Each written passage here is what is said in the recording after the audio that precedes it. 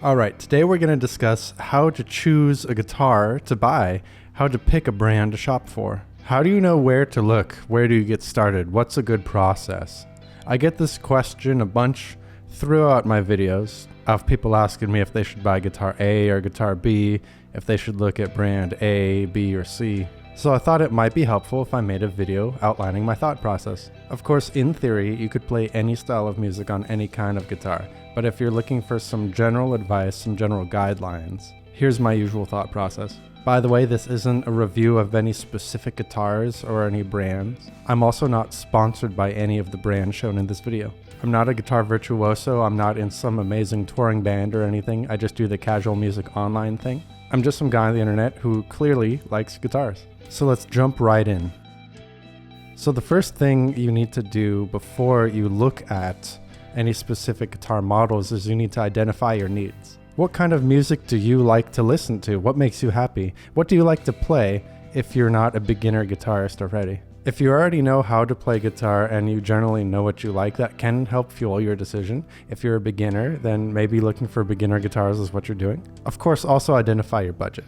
And finally, does your guitar need to look a certain way? Do you need a flashy finish? Do you need something more subtle? Does your guitar need to fit into any kind of live scene or in any kind of style of video? Is there a specific style of guitar that you personally enjoy looking at that will make you want to pick it up and play it?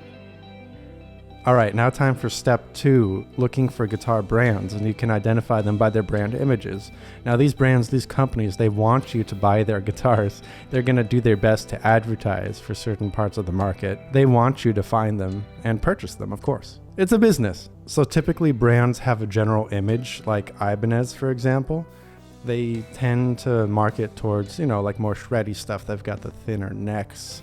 They've got the 2 humbuckers for the high gain kind of shred kind of thing. In general, companies will have a main brand image that they're trying to portray to draw in customers. And you can use that to your advantage as you're looking for a guitar to shop for and you've identified your needs. Maybe you want to play heavy, fast shred metal or something like that. You'll need a shred kind of guitar. And so you can look for the brands that are marketing towards that.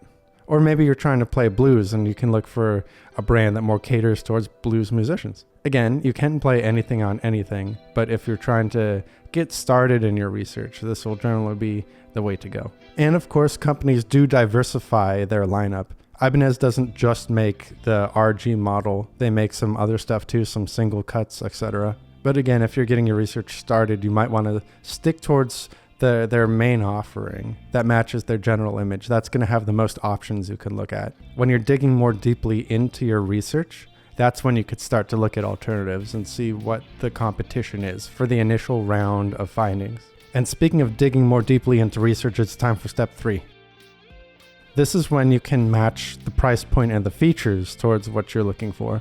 Once you've identified what you're generally looking for, then you could start digging into individual models. And to do that, you can first see with the brands you've selected that generally match what you're looking for. What are the most popular models? What are other people buying? Surely they're buying it for a reason. Once you've found those, you could start to look into why it's popular. Is the guitar a good value for the money? Does it have a reputation of being built very well? Does it have just the right features? All the components you'll need? All the materials that are popular? And of course you gotta ask, does this match your budget? There's so many options out there these days, you really don't need to overspend. Do you need a top-of-the-line guitar, or do you need something more budget-friendly that can get beat up? Are you going to be taking this around live? Is it going to stay safe at home? Are you going to use it a lot for recording? Are you just going to practice on it? Of course, as you're finding guitar models to consider, definitely look at the specs. In general, like a higher priced guitar is going to have better stuff on it, is going to be built at a higher quality. But sometimes there will be guitars that are high priced, but they might try to cut some corners, put a cheaper bridge on it. This has a pretty good bridge, but some other guitars, they might be putting cheaper bridges on it.